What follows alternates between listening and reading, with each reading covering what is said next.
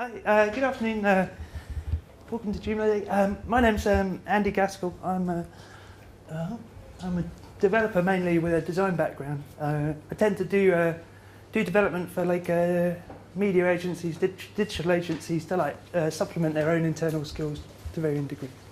So I'm based, live in Aberdeen, but I'm from London originally. So it's a bit boring background bit. Oh, and so this is generally, how many people are more is there a feeling for if it's can people put their hands up if they're more feel like designers or more developers? If you put one hand up if you're a designer, or two hands if you're both, or one like this. Okay, cool. Very cool. Okay, so what we're going to cover today is basically about taking your design and or a design that somebody else has done for you, like a design agency or an independent designer, and implementing that on using on Joomla 3. Joomla 3, the default template in Joomla 3 and 3.1 is a template called Prostar, and fundamentally it's a really nice template to use as a base for implementing your design. Just for getting started, sort of thing. So that's really what we're gonna cover today. So you can see Prostar in action if you go to the Joomla demo site. It's all Prostar. It's nice, it's clean and simple. Prostar is a default template in Joomla 3. It's created by Carl Ledbetter, who he was previously an eBay developer, but yeah, he's one of the Joomla user interface team. And there's on Andrew Eddy's website, if you want to just use the template in its raw format, there's a really good presentation on Andrew Eddy's Art of Joomla site called A Guide to Joomla 3's Prostar template. If you just want to use it in its default format, sort of thing, which is good in itself. So why would you take this approach, or why is this more compelling? So Prostar's, it's there's lots of different ways to start with your design. Some people might use start with, in a sense, a blank index.php file and a blank style sheet, and then just code everything up from scratch. Or some people might other paths is you could use a CSS framework. Well, Bootstrap CSS framework in itself, but there's lots of other CSS frameworks. Or you could find a template off the shelf, from Joomla plates or this sort of thing, and then modify it as you require. But those are valid options too. But I think if you've got a design as a file, your designer sends you a JPEG, or you've sketched out something on paper in a sense with your it's a good place to start. So so it's good advantages. There's sometimes you get templates off the shelf and they got 43 different module positions, and you'll be like, it's a bit of a mess. But so Prostar is only a dozen or so, and there's only one CSS file, so it's not, you don't have to sort of wade through a mud of different classes in different places, dependencies and everything. And it's one of the main things, especially in the mobile age. It's responsive out the just out the box. So in a sense, if you use it as your base, you'll end up getting a responsive design or responsive site, in a sense, free, if that makes sense. And you can modify it a little bit, or you can modify it a lot, depending on what your design looks like, sort of thing. If your design looks a bit like a normal looks a bit like Prostar or a normal sort of Joomla website. Normal is a terrible thing to say, but then you probably won't have to change it that much. So that's it. Basically, it's all you need without too much junk that you don't need, sort of thing. So yeah, getting started. There's probably a lot of probably a lot of you are familiar with how the template and how templates work. But just so what you do is you take the Prostar folder, duplicate it again. So this is just standard in your Joomla 3 install. copy it to a new file name, you know, and you know, copy it over here. And then, you know, you sort of go in and you sort of edit the useful things like the name and, you know, the author and all these things and stuff. So just in the metadata in the XML. So, but the main one is like changing the name to whatever your folder's called. It's okay to edit that. There's no copyright. Yeah, no, it's GPL. So, yeah. So what do you do next? So you've just got at this point you've just got a new template, which is called, you know, whatever, my cool template, but it actually looks the same as the existing template. So you just sort of kick off and start working your design into the code. I suppose so. So yeah, what you do next totally depends on your design, really, you know. So, but typically you might just start chopping it up into the various elements. You know, with the modular approach of Joomla, it tends to be what you always end up doing. So. But you know, everything's easier to explain with an example. So here's a website we did last month using Joomla 3. It's Jim McGovern. He's a MP for Dundee North. He's been the MP for Dundee North for like 10 years or something. Yeah, it's quite a Labour sort of place, Dundee. So you know, so this the design was done by a digital agency based in Forfar called Oomph, but they just renamed themselves to Pucker Digital, so I've got to remember that. So you know, the designers send you this file. You know, it's like looks like quite a normal site, so it's quite a good example in that sense. You know, it's got footers, it's got content, it's got, you know, homepage slider thing, and you know, different bits and bobs. These are like, you know, like news lists from different categories and other links and stuff. So you're thinking, no, that's so far so normal sort of thing. So in a sense, what we just talked through is the process, you know, for getting started and changing what is now your template, your Prostar clone of template into this, you know. So you know, first thing, using Bootstrap and, you know, working with the aim of it being responsive is you chop everything into horizontal rows, you know. So that way, it'll fit nicely into Bootstrap's responsive row-based sort of framework.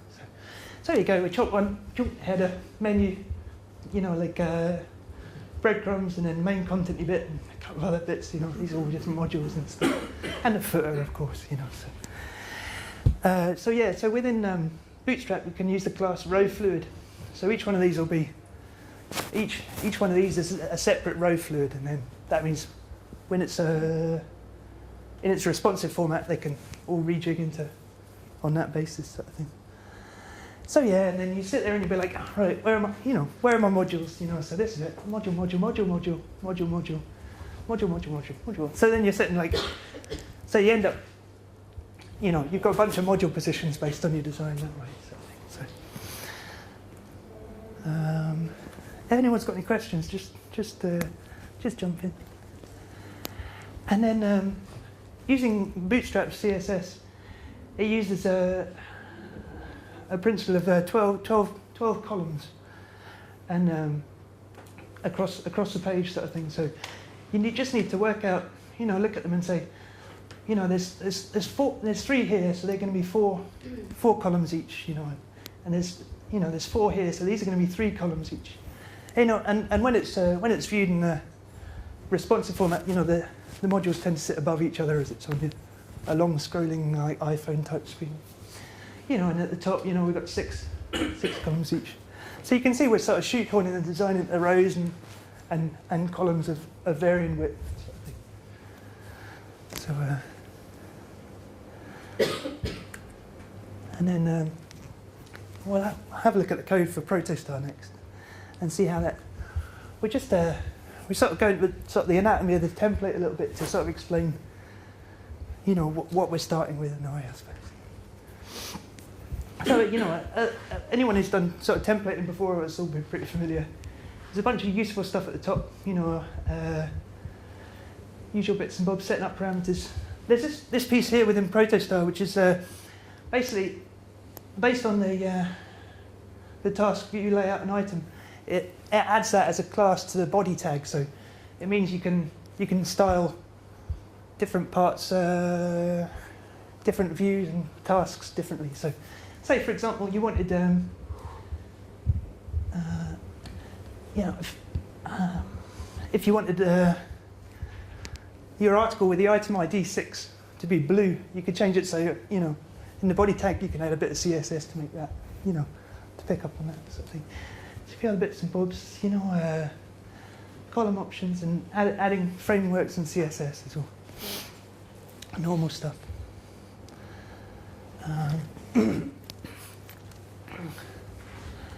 This is quite sort of standard. There's a bit of code to sort of check whether there's modules on the left or modules on the right to see how wide the main body will be. One thing with Prostar I use, and it's quite common within templates, it uses template parameters to dictate the website logo and this sort of thing, and the website title. So I tend to do that. You know, I would tend to sort of strip these out and just put the logo in a module, and, you know, put the module in the header sort of thing. So yeah. So and there's also it's all often the way with like templates off the shelf. They're designed to appeal for a wider audience. So they give you other parameters for like font and color and this sort of thing. But we can strip all that out because we're, you know, all that stuff sort of in a sense dictated by the design. So we can remove, in a sense, all this complexity here where, you know, you can see it's pulling in Google font parameter and stuff, which is quite nice if you're just using Prostar by default because you can make all your headings green and this sort of thing.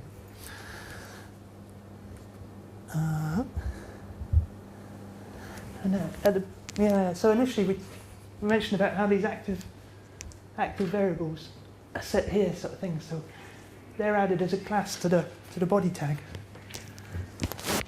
So if we pop up the way, see that's defined here.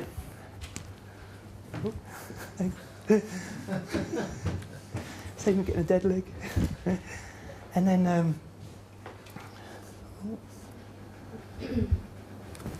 yeah, and then they're applied to the body tag here, sort of thing. So, you know, we mentioned about how the logo comes from a template parameter. You can sort of see this being set here, and also the site description comes from a template parameter. But there's a site description anyway in Joomla, so you don't really need that.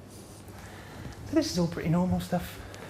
You've got the main content here, component, and you know, and there's all footer bits and bobs. So we use that as a base. You know, in a sense, you know, like, so it's good to understand it, so you know you can just strip most of it out, really. Yeah, so you know, following that process through, we can look at a more like a pared down. So basically, yeah, we sort of strip out the unnecessary things. So we've got like a, you know, a pretty vanilla, like a boring sort of vanilla base to work on. And then, you know, so we leave a lot of the stuff in the header here. You know, we've changed our module position, so we've just got like a left column module here. So that's pretty straightforward.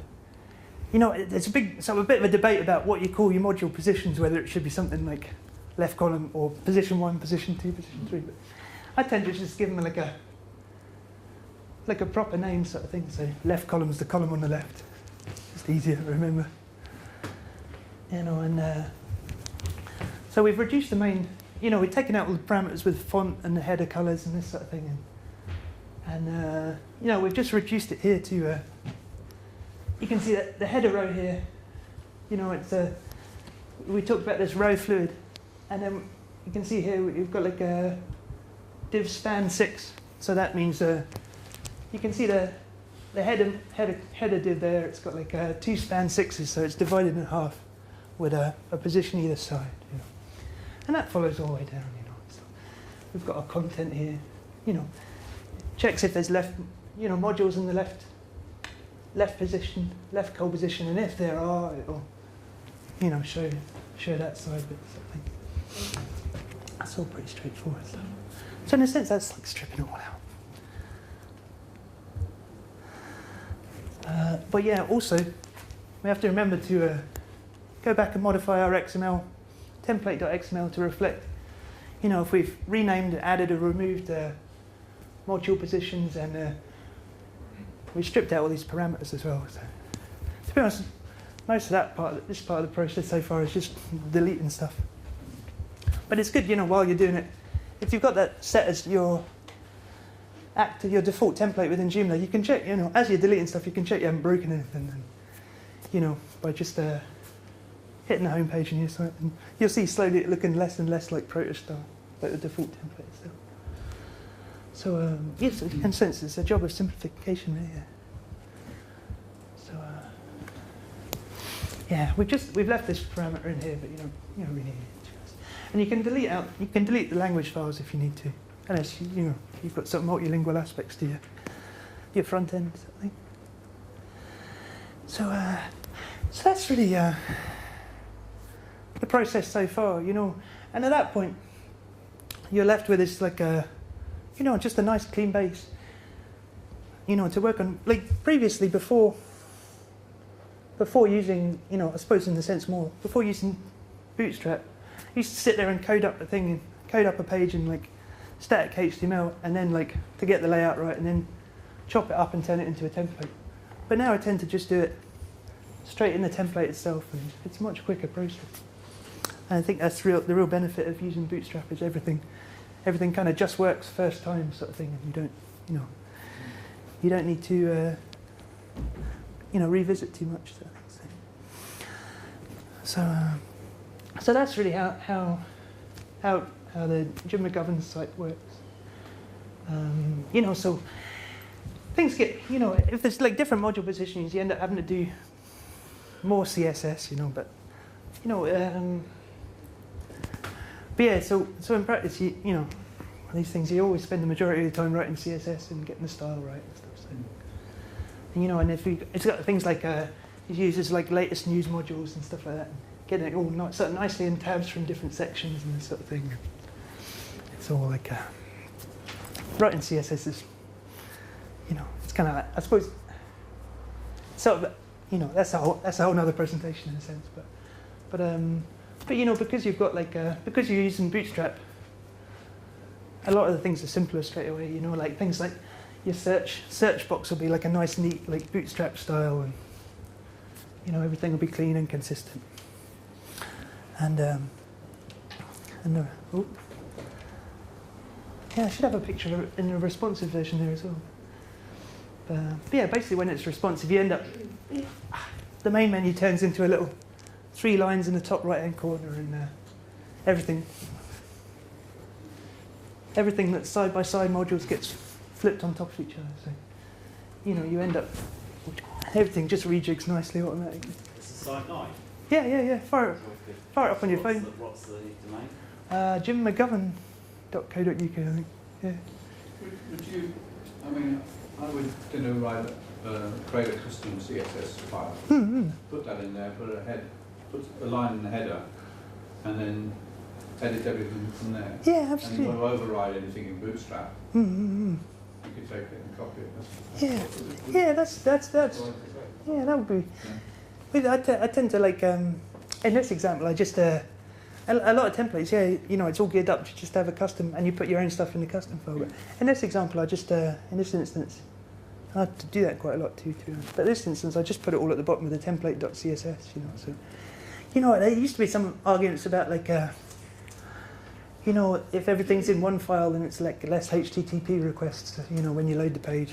But that's not really, it's always cached after the first time anyway, so it's not a big issue. But quite often you see some sites, especially if it's the one that's used, say for example, one of the template, a rocket themes, and there's 22 different CSS files, and you're just you're going to add latency, to your page loading, although it's cached. I have a question. On mobile sites that I've built, sometimes you might want to hide a module. Yeah.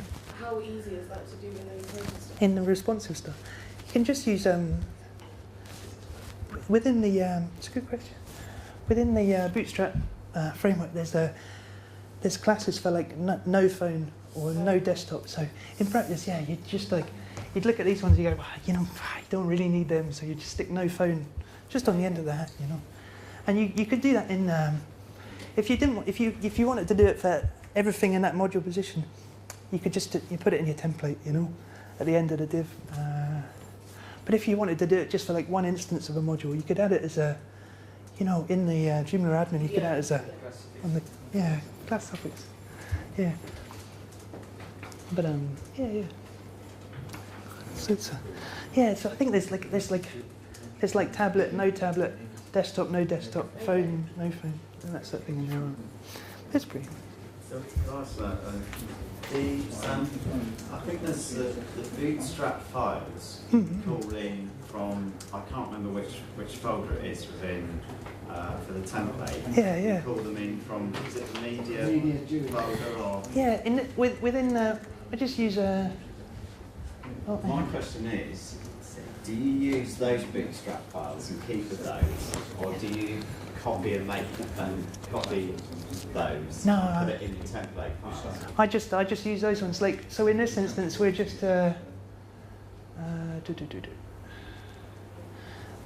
adding the framework here using JHTML : _bootstrap framework, and then we're just pulling in the default Joomla 3 Bootstrap version here. I think in practice it probably makes your upgrade path, better, simpler sort of thing.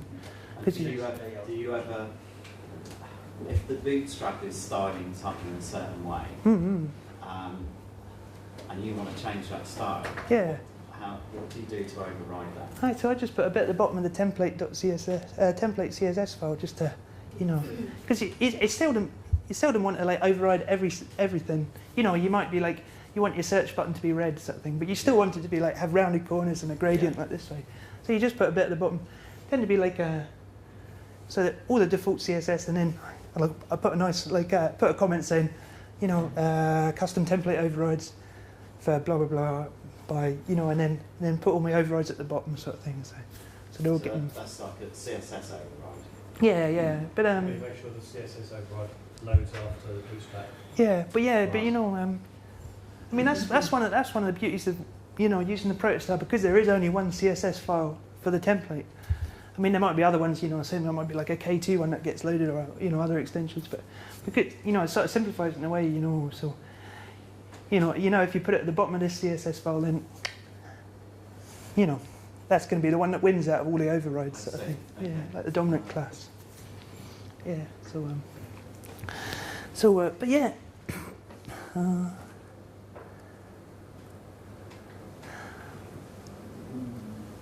So this approach, although it's ideal in a sense for for designs which are like sort of very sort of normal, like 1-2 columns sort of thing.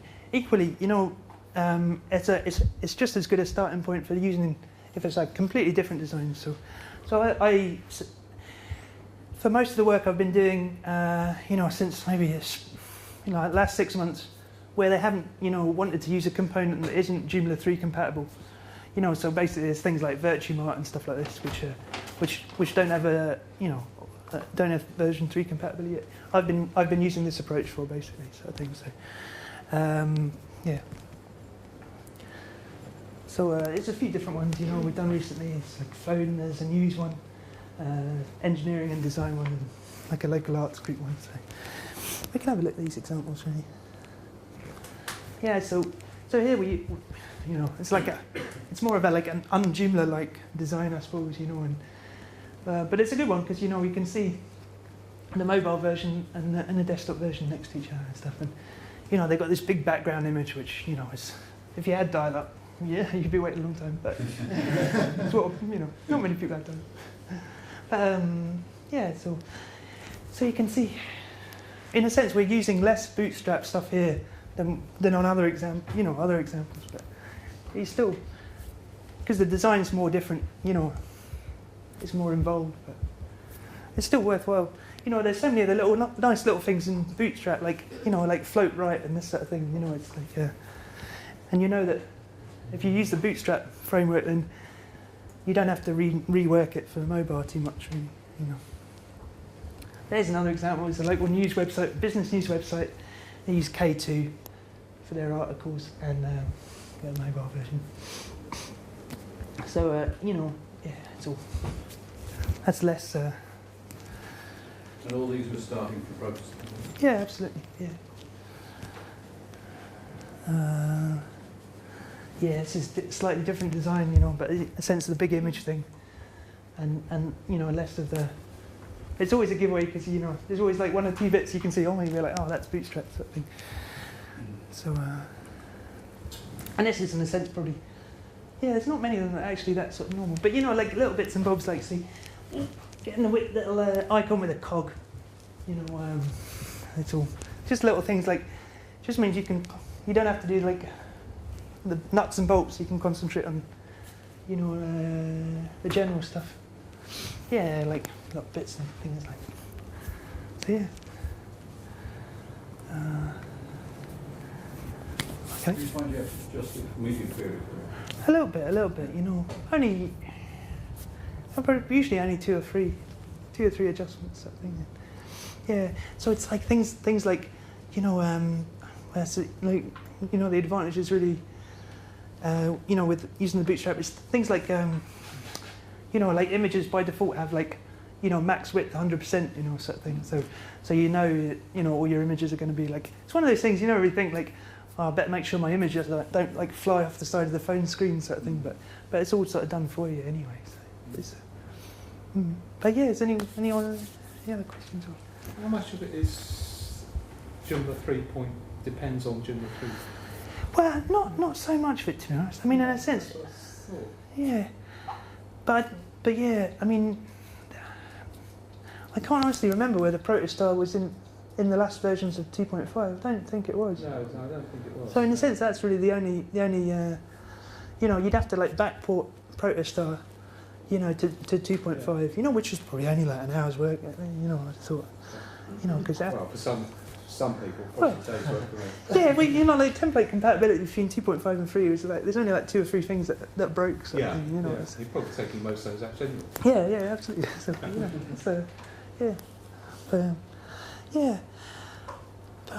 Yeah, I think before I used to use like there was one like in 2.5 it was like bees, because you know it's like it's harder work. It's harder work starting from a blank CSS and a blank index.php, and you know it's even if you end up deleting nearly all of it, it's still quicker to do. But I think Prostar is a much better base for this sort of you know, template creation than bees was. There was another one in 2.5, it's like Atomic or something. Yes. That was quite nice, but it did use a, was it Blue? It did use a CSS framework, which made it a bit cluttered. Was it Blue something? It's a CSS framework. But yeah. But yeah. But yes, any questions or any projects that people I think like, how would I do that or that sort of thing? Fire away. I can't remember seeing. Can you also use? Is there a copy template in packaging? Yeah, there is. Yeah. You can do it. Could you use that with that? Absolutely. Yeah, on totally. Prostar? Yeah. You're gonna have to get stuck in and edit the files anyway. But yeah, that's in a sense that's a more elegant solution than you know, and just doing it in Windows Explorer or whatever file manager. I'm sure it will then shoot on 0. Oh, yeah, maybe that. It's quite. I get mixed. You know, there's some bits that are in like the theme, the template, and then some are. That's the latest version.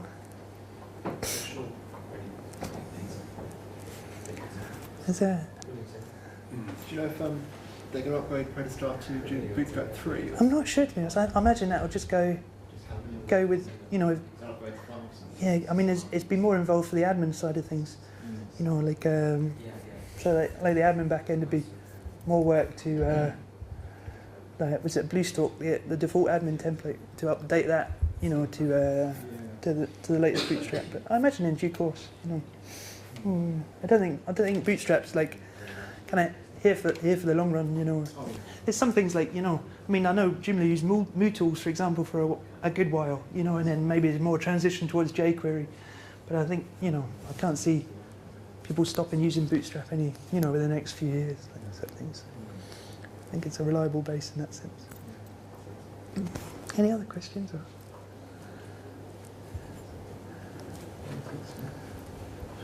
I was a bit nervous, so I can't probably blaze through that a bit too quickly. Thank